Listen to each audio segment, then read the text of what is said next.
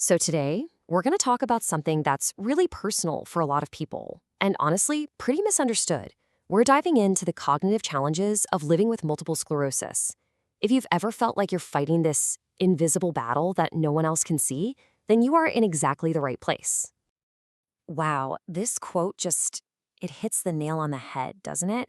It perfectly captures that feeling that might be all too familiar for you. That disorienting, isolating feeling of MS brain fog. It really is like you're trying to find your balance while the whole world is just zipping past you at a million miles an hour. And that feeling, that fog, it leads to this huge, scary question, right? It's a fear that so many of us with MS carry around, a lot of times in silence. Does this mean I'm losing my intelligence? Okay, well, I am so happy to let's shatter that myth right now. The answer, backed by tons of research, is a clear, loud, resounding no. MS does not damage your core intelligence. It doesn't touch your long-term memory, your wisdom, your knowledge, who you are. All of that is safe and sound. And I absolutely love this analogy here because it explains it so well. Think of your brain as this brilliant supercomputer. The processor, your actual brain power, it's top-notch. And all your life's data, your memories, your skills, everything you know, it's all stored safely inside. MS doesn't corrupt that data. What it does is act like a slow, kind of glitchy internet connection. The information is all there, it just takes a little longer to load sometimes. And if this is you, if you're feeling this slowdown, you really need to hear this. You are so far from being alone. More than 65% of people living with MS face these exact kinds of cognitive hurdles. So this isn't some personal failure, not at all. It's a shared and very real part of the MS journey. All right, so if it's not our intelligence that's taking a hit, then what is going on? Let's get really specific about the actual hurdles we're facing. Okay, so the struggle really zeroes in on a few specific things. First, there's that slowed processing speed we just talked about, that laggy internet connection. Then there's multitasking. Trying to juggle a few things at once can suddenly feel impossible.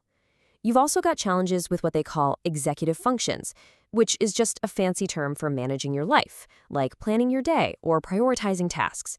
And oh my gosh, the tip of the tongue problem, where you know the word, it's right there, but you just can't grab it. It's maddening. And yeah, it's exhausting, but these are things we can manage. And this right here, this is the part that can be so heartbreaking. Because on the outside, you look totally fine.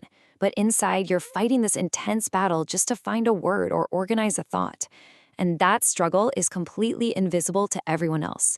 It can make you feel so alone, so alienated, when people around you just don't see the fight. But here's the good news. You are not powerless in this fight. Not even close.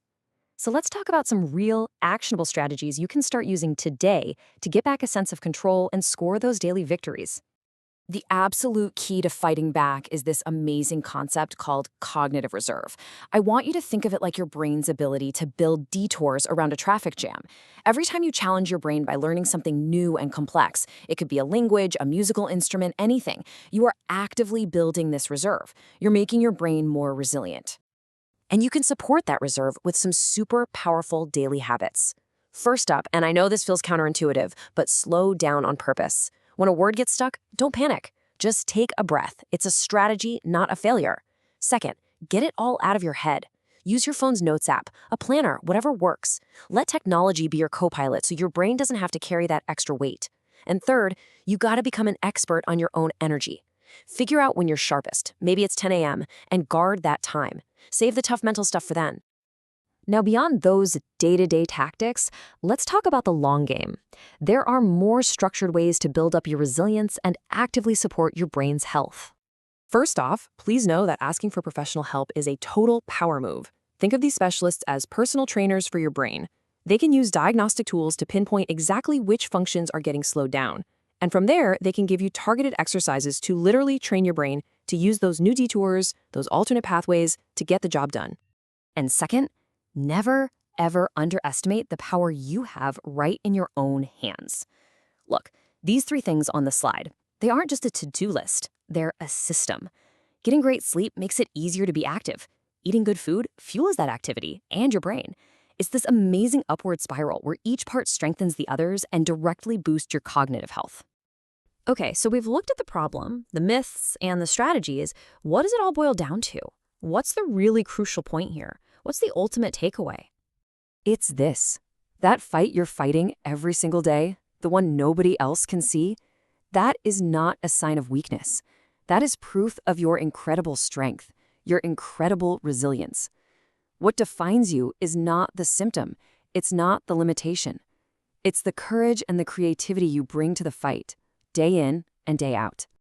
The fight is absolutely real, but your intelligence is whole, your knowledge is all there, and your strength is what truly defines you.